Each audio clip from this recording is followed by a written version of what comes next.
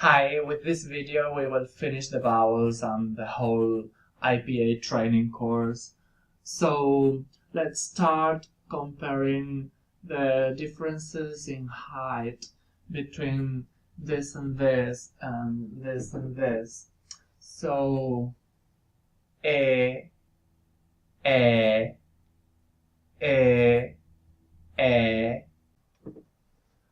o, o, o. Now let's compare the differences in rounding. E, ö, e, ö, and e, ö, e, ö.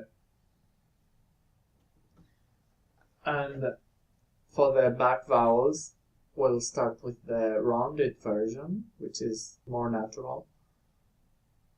O, so this is just like spreading your lips as if you were smiling. O, okay, remember that in another video I said that these guys here are like wagonists in a sense that they are hybrids or in-between products of this and this. For example, in the case of the small capital I, or the horseshoe is something in between U and O. Okay, so the most wagonist of all vowels, that is schwa, that is the neutral vowel. So it's not high, it's not low, it's not front, it's not back, it's not labialized, so it's not rounded. So basically, it is the inaction.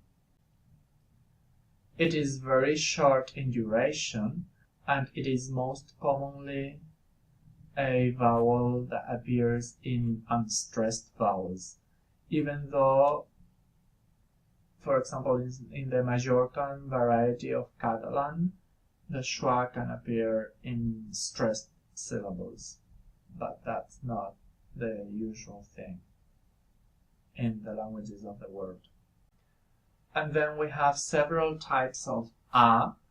So the central one, A, that's actually the prototype for Spanish A, for example, because there's only one kind of A in Spanish.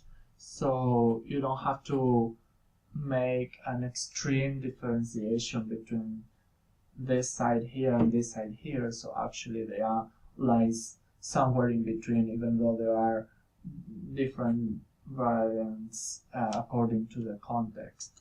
But starting from the middle, you can go a little more to the front, or more to the back, and then the same as the back vowel, but labialized. So instead of that would be okay. It's difficult though to labialize a vowel when it's an open vowel or a low vowel, because somehow rounding makes it more closed, so it's the opposite direction.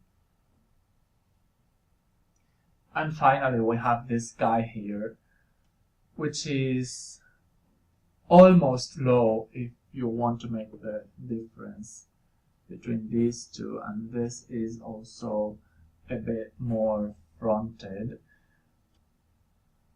It may look like a paradox, but even though it is transcribed with a symbol that is the sequence of A and E, in the actual unfolding of this vowel, it resembles more like you start with an E and go towards an A. So if you go something like ea, something in between, that's what gives you these vowels. So that's a.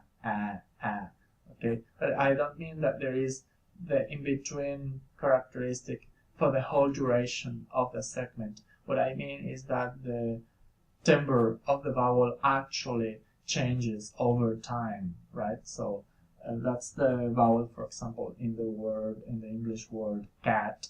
Okay, so that's what happens. And then we have the rhotic vowels. So you have to think that you want to pronounce an R after the vowel, but then not pronounce it, like not really move your tongue to make the R. But there will be the pharyngeal resonance that is proper to rhotics.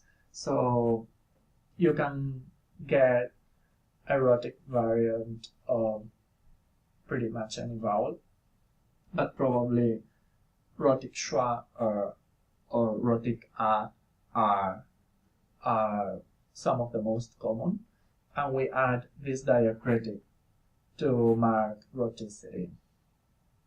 And that is all.